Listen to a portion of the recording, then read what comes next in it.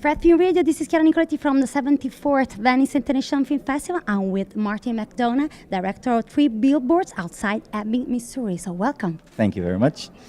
So first of all, I read in your press note that you wrote that this is the story. The story is a war between two people who are both, to some degree, in the right. So there's no absolute right and there's no wrong. So how did you set the tone? How did you keep the balance?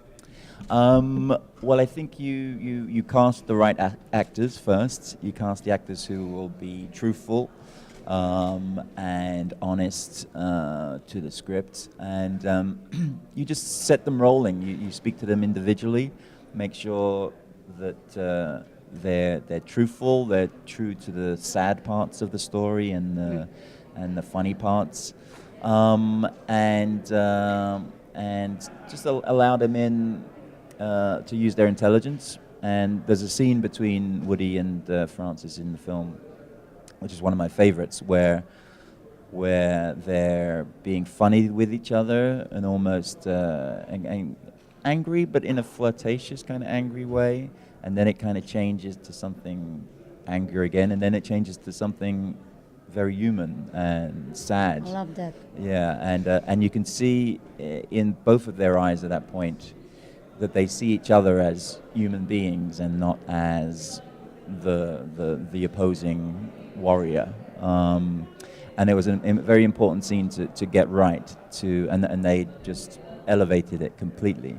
You can see it in their eyes, their affection for each other almost, which is there as actors but as characters too.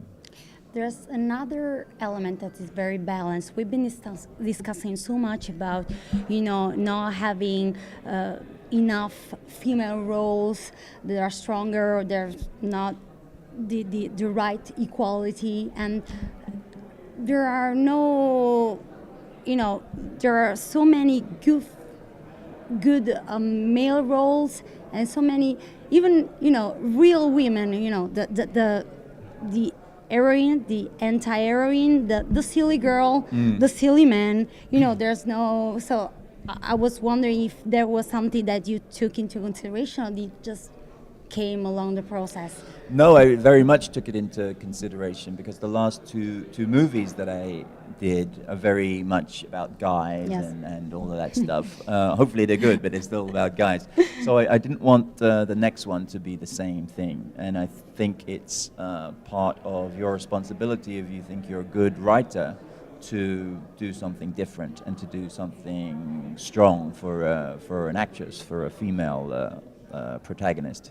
So that was the big challenge, but strangely, once you decide to do it, and when you make her as strong as Mildred's character is, it's joyful. It's joyful to have a woman come into a room, not give a damn, and argue with everyone, and leave. It's exciting to hear her as you're writing these, even if it's swearing or just being tough. She's not scared of anyone. And now she's not she doesn't have a gun, she's not, a violent person, kind of. But it's up here, she's had the sadness in the past, but she's not going to stand for any kind of crap from there. So even though it's a sad story at some points, there's something joyful about that kind of female character.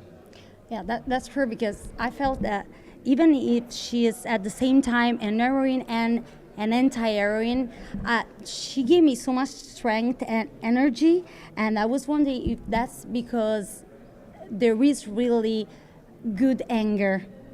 Yes, I think so. I think she uses good anger for most of the film. She uses bad anger for certain parts too, which we won't talk about. But it's true. I hope that it's kind of empowering in a way, because I think young men or boys who even love good movies have so many male characters who we want to be like. If it's like James Dean or Marlon Brando, or they almost make you walk in a different way or stand in a different way. But my feeling was there's not an awful lot of female characters that young girls can say, I want to stand like that, or I want to walk into a bar like that. So that was part of the thinking behind her character, and Frances did it brilliantly too. Sometimes being strong is a choice. Exactly, exactly. Thank you so much, Martin. Thank you. For being here and talking about 3 billboards outside Ebbing, Missouri. Good luck. Thanks for having us. And this is Chiara Nicoletti from the 74th Venice International Film Festival for Fred, the Festival Insider.